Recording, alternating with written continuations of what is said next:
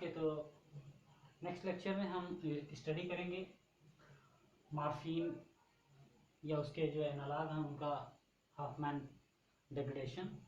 इसके लिए हम मॉर्फिन ना लेते हुए कोडीन लेते हैं, और कोडीन में यहाँ ध्यान रखना है कि यहाँ पे मेथाइल ग्रुप है। तो कोडीन का हम पहले मेथिल आयोडाइड से ट्रीटमेंट करते हैं, तो जो कंपाउंड बनता है वो कोडीन मेथ आयोडाइड होता है। इसका मतलब क्या हुआ कि जो ये मेथिल आयोडाइड है ये इस नाइट्रोजन से रिएक्ट करता है, तो यहाँ पे एक मेथिल और आ जाएगा और ये पॉजिटिव चार्ज हो जाएगा विद आयोडाइड। तो ये जो कंपाउंड बना ये कोडीन मेथ आयोडाइड है। इसका जब हम हॉफमैन डिग्रेडेशन करते हैं तो यहाँ का जो हाइड्रोजन है इस जगह का ये हाइड्रोजन, नाइट्रोजन चूंकि पॉजिटिव चार्ज है तो ये यहाँ से रिमूव होने के लिए टेंडेंसी रखता है, तो ये डबल बॉन्ड इधर आता है और ये टूट जाता है।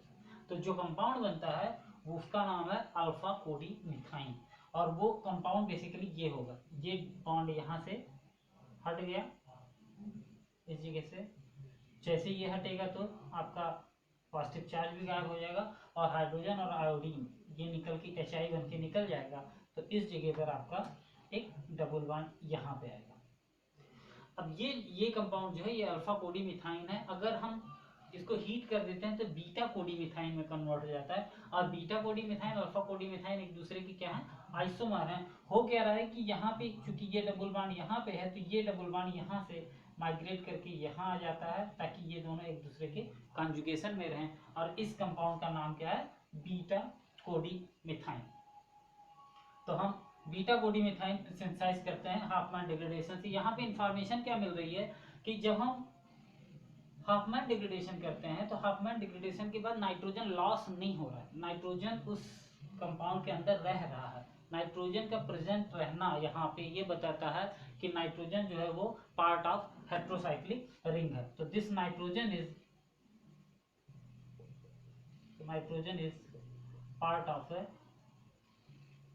रिंग।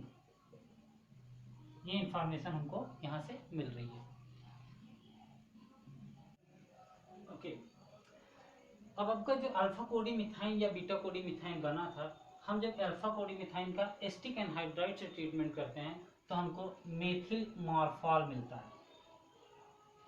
ऑलरेडी मैं आपको मॉर्फॉल के स्ट्रक्चर जब हमने फिनांथ्रीन न्यूक्लियस प्रूफ किया था तो वहाँ पे एक जगह पर आया था जहाँ पे डाईहाइड्रोक्सी मॉर्फॉल बना था, यहाँ पे डाईहाइड्रोक्सी फिनांथ्रीन बना था जिसको हम मॉर्फॉल कहते हैं। तो यहाँ पे मेथिल मॉर्फॉल बनता है क्योंकि हमने कोडी मिथाइन लिया हुआ है, कोडीन का डेरिवेटिव लिया हुआ है। अगर हम इसी अल्फा कोडी मिथाइन का एक बार और हॉफमैन डिग्रेडेशन करते हैं तो वो जो चेन लगी हुई थी वो लॉस हो जाती है और मेथिल मॉर्फिनॉल बनता है। यहाँ पे आप ध्यान रखिएगा ये मॉर्फिनॉल है।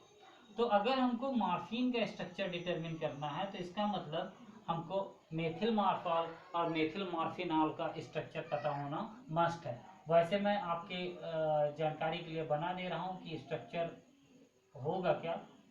आपका कोडी मिथाइन में आपको पता है कि यहाँ पे OMe रहता है, तो यहाँ पे अगर हम OH कर देते हैं तो ये मॉर्फॉल है। तो इस अगर हम यहाँ पे दोनों जगह OH रहता तो वो मॉर्फॉल रहता। क्योंकि एक जगह पर हमने मेथिल लगा रखा है तो इसलिए इसका नाम क्या रहेगा, मेथिल मॉर्फॉल रहेगा। और ये जो मॉर्फिनॉल है इसके स्ट्रक्चर में आपका जो ईथर लिंकेज है वो इंटैक्ट रहता है। यहाँ पे ऑक्सीजन रहेगा और ये OMe रहेगा। तो ये मेथिल मॉर्फिनॉल है और ये मेथिल मॉर्फॉल है। अल्फा कोडी मिथाइन का अगर हम दो सेट ऑफ रिएक्शन करते हैं तो हमको मेथिल मॉर्फॉल एक में मिलता है, उसके साथ साथ हमें एथेनॉल डाइमेथिल एमीन प्राप्त होता है, जो कि आपको पता है कि जो अपेंडेज है जो लगा हुआ है मॉर्फिन में, और मेथिल मॉर्फिनॉल मिलता है। उसके साथ साथ हमें इथाइलिन और ट्राइमेथिल एमीन मिलता है। तो हमको अगर मॉर्फिन का स्ट्रक्चर डिटरमिन करना है तो हमको मेथिल मॉर्फॉल और मेथिल मॉर्फिनॉल का स्ट्रक्चर प्रूफ करना होगा।